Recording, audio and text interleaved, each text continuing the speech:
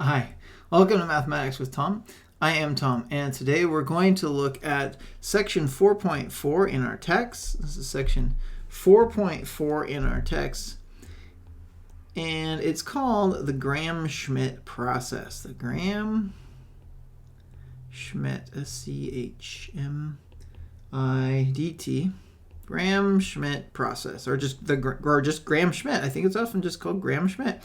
And what it means is it means this, or it's a process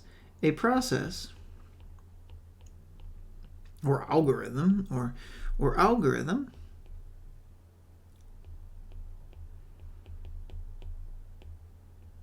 oops, excuse me. Excuse me. Algorithm to write an independent basis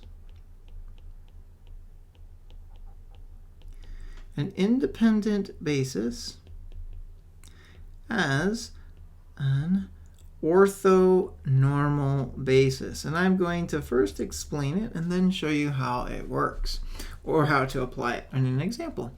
So here's the idea. Say we're just going to do it for 3 vectors. You could continue this out if you wanted, but 3 is plenty to work with. Say we have, so let's do this. Let A, B, C be a basis. Or they don't even have to be a basis. Or be independent.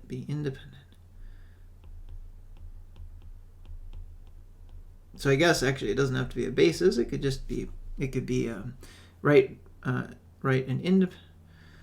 say a process or algorithm to write an independent basis as an orthonormal. It doesn't have to be as an basis. It could just be as independent, right?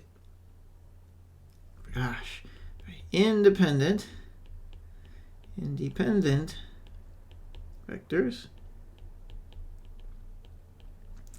as orthonormal vectors. All right, that's better. There we go. Little correction, big correction. So let A, B, C be independent. Write an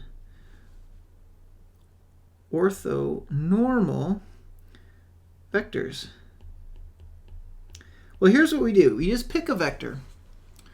Well, we're going to pick a vector. The first thing we're going to do, number 1, is we're going to let A, B, and C be the orthogonal vectors.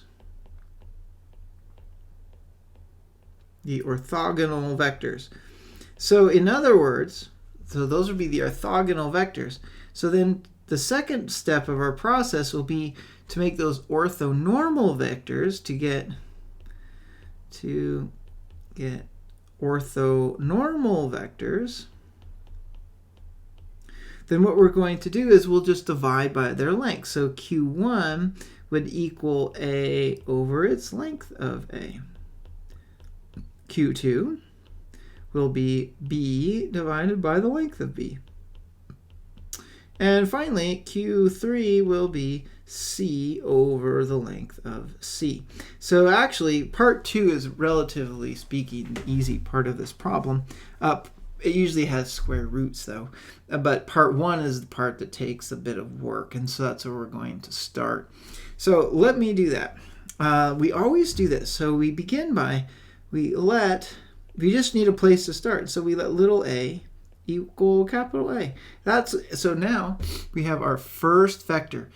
So the first vector, then, everything is based on that first vector. So now let's just say this. Think of it this way.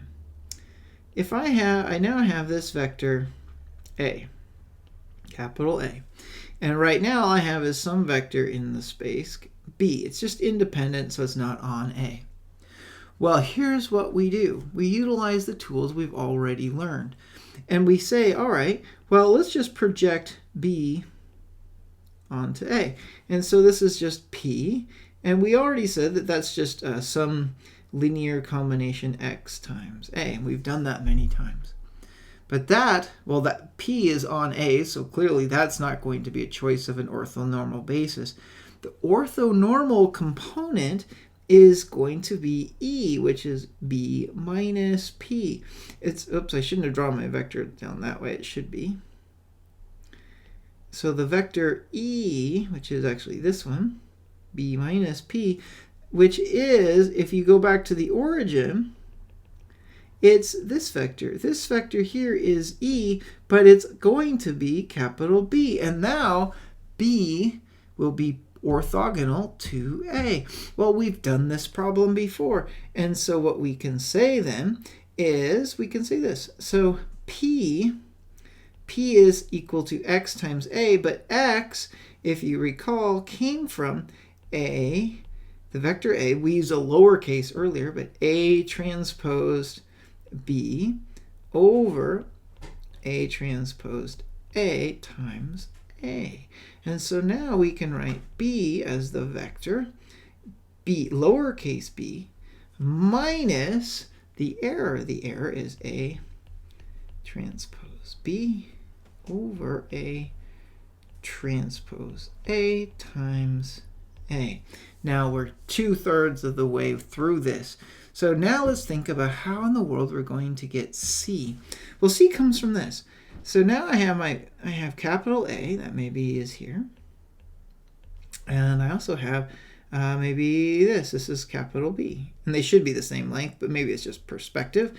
So they don't have to be the same length. They just have to be orthogonal. Now what I have is I have maybe some vector here, C. Well, what I'm going to do now is I'm going to project C down into the plane. Well, this is P. And remember we said P is a linear combination, some x1 times A plus some x2 times A. But that's not what we want. We want E. Well, E is little c minus the projection, which is x1A plus x2 times B. Oh, that shouldn't have been an A down there. That should have been a B. My apologies, B. There. In other words, so our third vector will then be C, capital C. Put a little tag on so it doesn't look like a lowercase c. And notice that will be orthogonal to the entire plane formed by A and B. And then the idea, well, we already know how. So now we would just have to imagine if we project C onto A, and we also project C onto B, and that's our those are our scalars in the same pattern forms that we used up above. So we have that capital C is equal to lowercase c minus parentheses.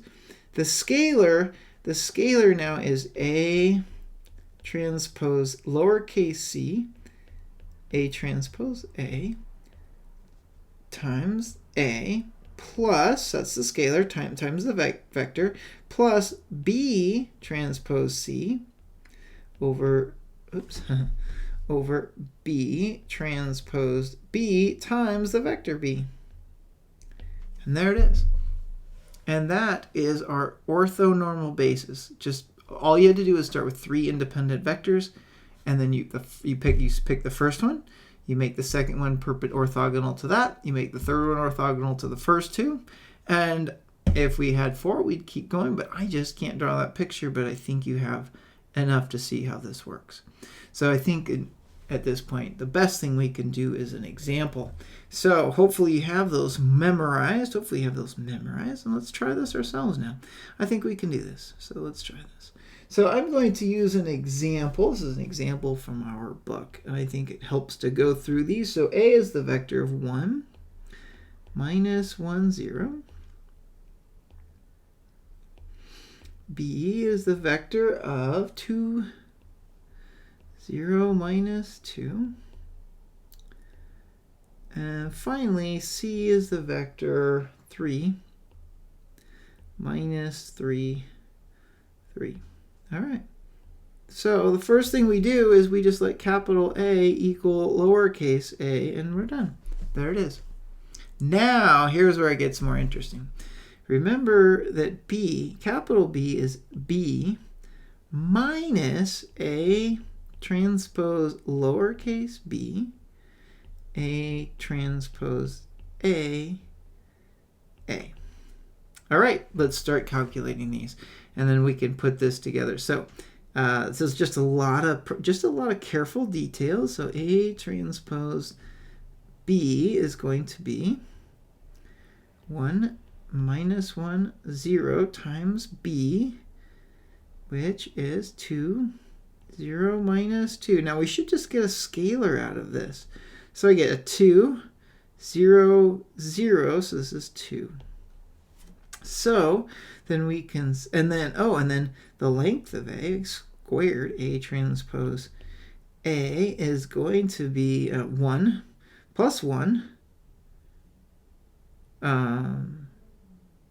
Yeah. 1 squared plus 1 squared, that's going to be 2. So this is just going to be 2. Okay, so now look at what I have. So now, and well, 2 over 2, that's just 1. I'll write that. So really, capital B is equal to lowercase b, which is 2, 0 minus 2.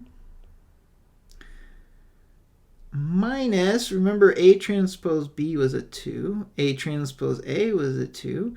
So we subtract off capital A, which is lowercase a, which is 1 minus 1, 0. And so B, to make B orthogonal to A, we have the vector of 2 minus 1, 0 minus minus 1, and then minus 2. Now, at this point, you should wonder, this is a great self-check on a test. You should know right away if you're right. Did I calculate B correctly? And all you have to do is just say, well, A transpose B better be 0. If it's not, I made a mistake, and you just go back and fix it. So this is just going to be 1 minus 1, 0 times 1, 1 minus 2, and sure enough, that equals 0, so we're on track. So now let's find capital C, which we just said is lowercase c minus, now we're going to have A transpose C, A transpose A plus B transpose C over B transpose B. All right, so let's start calculating. So now I have A transpose C. So that's going to be 1 minus 1, 0 times C. That's going to be 3 minus 3, 3. So that's going to be a 3 plus a 3 plus 0, so 3, that's going to be a 6. I'm coming up with that. And we already found out that A transposed A earlier is 2, so it's still 2. So there we go. There's our second component we'll be able to piece together. The next one, you have to be careful. I've made this mistake myself. And that is that capital B transpose, it's not the 2, 0 minus 2. Capital B transpose times C, we have to use what we just found. And that is that capital B is 1, 1 minus 2 times C, which is 3 minus 3, 3. So working this out, we have a 3 minus 3. I can handle that. That's 0 minus 6. And we need to find that B transposed B. So that's going to be a 1, 1 minus 2 and a 1, 1 minus 2. So let's see, that's going to be a 1 plus 1 more, that's 2. 2 plus 4 is 6. That just couldn't be any cleaner. Here we go. Capital C is equal to lowercase c, 3 minus 3, 3. Minus, and I'm going to distribute my parentheses. Now, A transpose C is 6. 6 divided by 2, this is going to be a 3 times capital A, which is 1 minus 1, 0. Minus, now B transpose C, we said is minus 6. B transpose B is 6. So this whole orange thing here, right here, it's just going to be a +1. That's okay. I like that. I can handle that. Times capital B. Remember, this is capital B, which was 1, 1 minus 2. So let's see. What do we get for C? So C is going to be a 3. 3 minus 3 is 0. 0 plus 1. Then I have a minus 3 plus 3 is 0 plus 1. Then I have a 3 minus 2 for 1. Whoa. Now, our final check should be, is C transpose B equals 0? Well, let's try that. So C transpose is 1, 1, 1. And B is 1, 1 minus 2. Sure, that's going to, yeah, that works. And we also want to check that C transposed A is also 0. So that's going to be the same, 1, 1, 1, times A, which is 1 minus 1, 0. And that works out as well. So we have done good. We have not made any mistakes. See how you can check your work as you're going.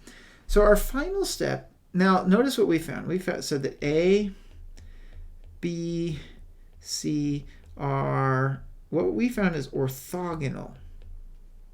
Orthogonal. So to find, and I don't want to leave my screen, so I'm going to have to kind of squish. I'll use another color for clarity.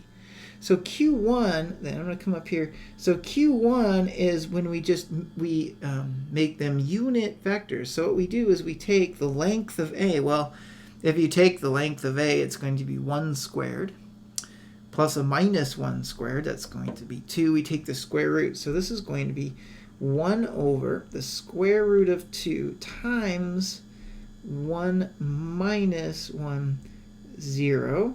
So this is going to be 1 over square root of 2 minus 1 over square root of 2, 0. That's my Q1. Oops, I should have written that. That was A over the length of A. And sometimes people get confused. That's also the same as writing 1 over the length of A times the vector A, like that. Okay. Let's see, Q2. So Q2, well, that's the 1 over the length of B, capital B, times the vector of B. Well, notice that capital B is the vector 1, 1 minus 2. So 1 squared is 1, plus another 1 squared, so that's 2. 2, and then a negative 2 squared is 4. 4 plus the 2 is 6. This is a square, wow, square root of 6. Okay, so this B is going to be 1 over root 6. 1 over root 6 minus 2 over root 6. And finally, I think we're ready to put all of this together. We have that Q3 is, it's 1 over the length of C, 1 over the length of C times C. Well, C is 1, 1, 1, so that's just 3. So this is the square root of 3. So this just becomes, see, so this is 1 over root 3, 1 over root 3, and 1 over root 3. And now we have written our vectors A, B, and C as orthonormal vectors. And that is through the application of the Gram Schmidt algorithm, and I hope that helps. Thank you for watching.